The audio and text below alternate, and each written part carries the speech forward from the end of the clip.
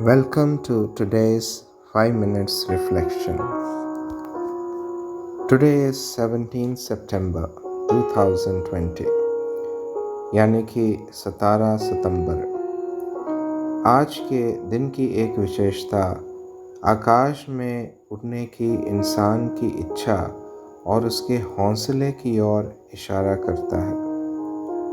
ये घटना सन 1908 की है। राइट ब्रदर्स के द्वारा हवाई जहाज़ बनाया गया और एक हवाई शो के दौरान ऑरविल राइट के द्वारा एक जहाज़ उड़ाया गया। उसमें एक यात्री जो कि अमेरिकी सेना का लेफ्टिनेंट था, उनके साथ हवाई जहाज़ पर सवार हुआ।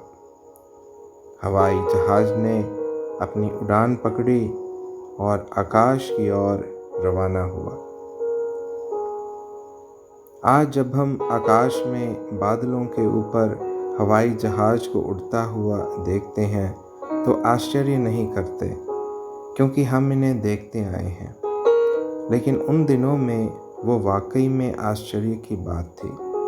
आश्चर्य ही नहीं, विश्वास ना कर पाने की बात कहना उचित होगा। लोगों ने कभी सपने में भी नहीं सोचा था कि हवा में सफ़र किया जा सकेगा।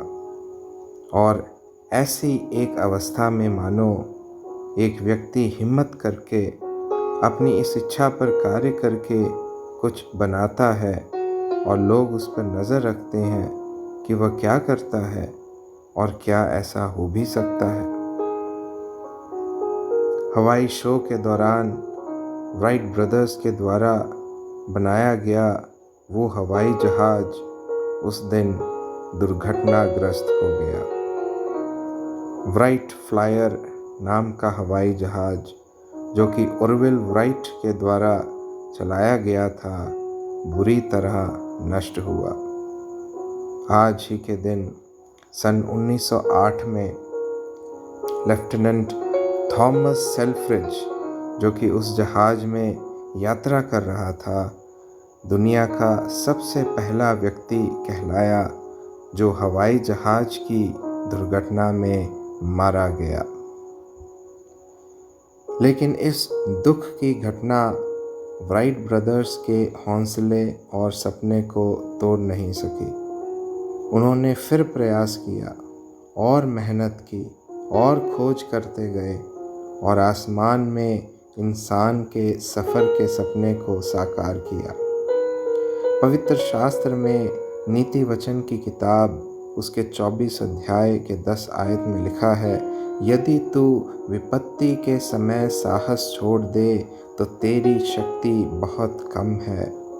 If you faint in the day of adversity, your strength is small. हमारी हिम्मत तब दिखाई देती है जब हम कठिन विपत्ति में पड़ते हैं। मुश्किल और मुसीबत को सहते हुए आगे बढ़ना और साहस न छोड़ना ही एक व्यक्ति की शक्ति को दिखाता है। आज आसमान में हज़ारों विमान उड़ते हैं। दूर दूर देशों से लोग अलग अलग देशों में सफ़र करते हैं। अगर उस दिन राइट ब्रदर्स का दिल टूट गया होता, अगर उनका हौसला ख़त्म हो गया होता, तो शायद हम कभी विमान में सफ़र ना कर पाते।